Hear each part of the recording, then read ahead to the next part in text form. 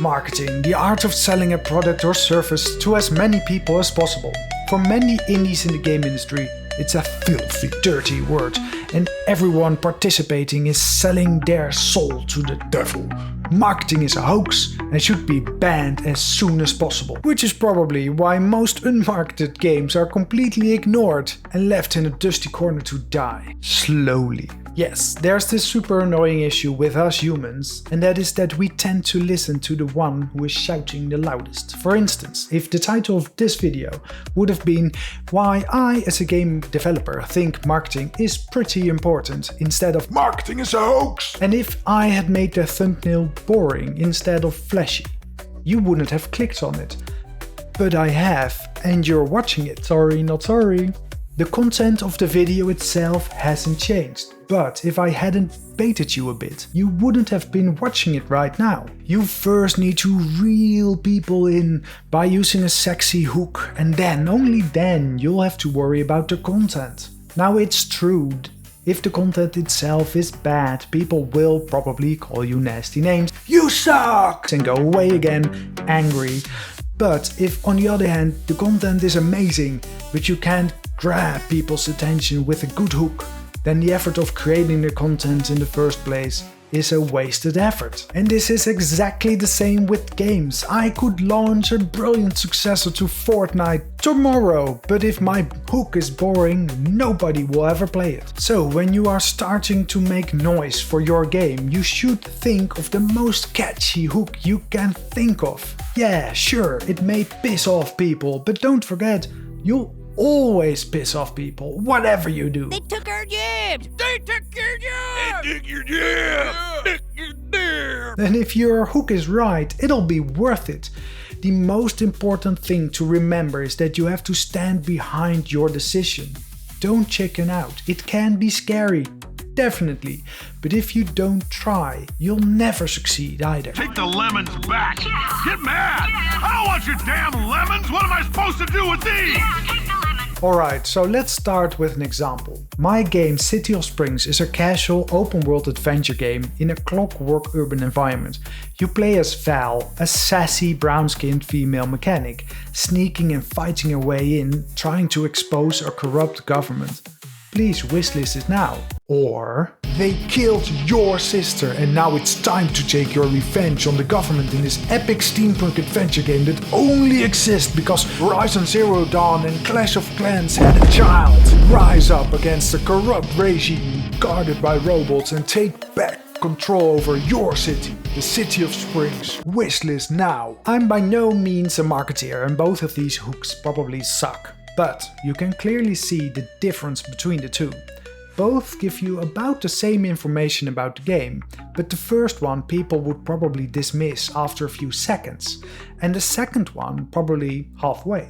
And halfway is good. I mean, of course it would be even better if people reached the end of the hook, but it is most important that they actually convert into the call to action, like wishlisting the game. Generally, the way most digital platforms like Steam work is that they have visibility tiers. When you release your game, it will get pushed to a fixed amount of people.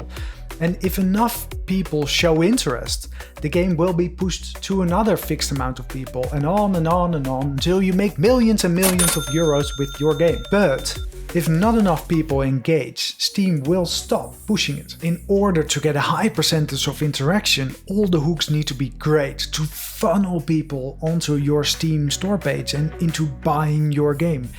Now, it will really help if you are also able to infuse more people towards the platform and your game yourself, as this will help you reach those higher visibility tiers. Now, I think this is the perfect moment to have a small intermezzo in the video, as I'm in desperate need of your help. This time next week I am going to release City of Springs and I need your wishlist, so please help me out. Go to Steam and wishlist the game. Next week I'll also be live streaming the release party and playing a bit of never before seen footage of the game with, of course, my developer commentary. I really hope to see you there. Alright, so now that we have a sexy attention grabbing hook, how to get it out there? Pay to win is always an option. Buy advertisement spots on the platforms where your target audience resides. on social media like TikTok, Reddit, or even Facebook if you must. Are the allegations true that you are secretly a lizard? Or sometimes you can even buy advertisement spots on the release platforms themselves. Not all of them have this option though. There are two big problems with this approach though. It obviously costs money, which is always a big bummer. And secondly, it takes quite a bit of experience and trial and error to have the most optimal use of the money you put into it.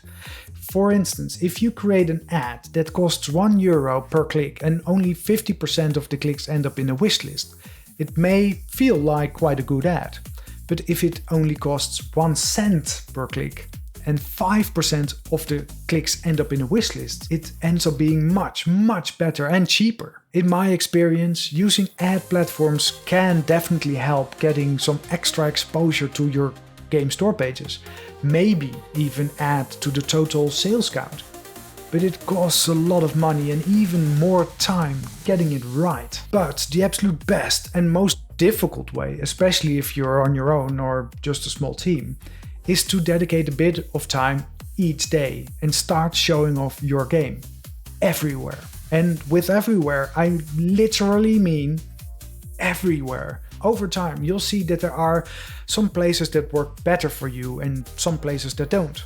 You can then fine-tune your focus on those specific spots that work better and less on others. Of course, your game won't look pretty when you first start out, but don't worry too much about it. If the hook is interesting enough, people will still like hearing about it and the development process and progression. One trick we thought of for City of Springs was to fully finish one smaller part of the 3D environment, while the rest was still in very early prototyping stages.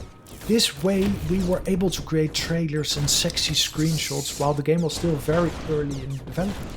In theory, I think it was a good idea, but we ended up not having the manpower to dedicate the time and effort to actually create the trailers and screenshots, so it was pretty useless in the end. Because as is often in game development, there's never enough time and always too much to do. Look, you don't know me and I don't know you either, but we've got to work together, you and me. Something's not working as it should be. It's not right. You feel it too. I'm here to fix it. This city, our last city, it works hard to survive. And the Queen's robots just watch. The system that rules this city is as rigid as it's crooked. The upsiders from the Golden and Silver Quarter dine out each night, while here we live in squalor. The system is broken, and if something is broken, you take it apart and you fix it. But I'll need the right tools to do so. Some serious firepower to go up against the Queen's copperheads. Jacob said to seek out Marco Black, who holes up somewhere in this part of town. Josh will know where he is. That kid usually hangs around here.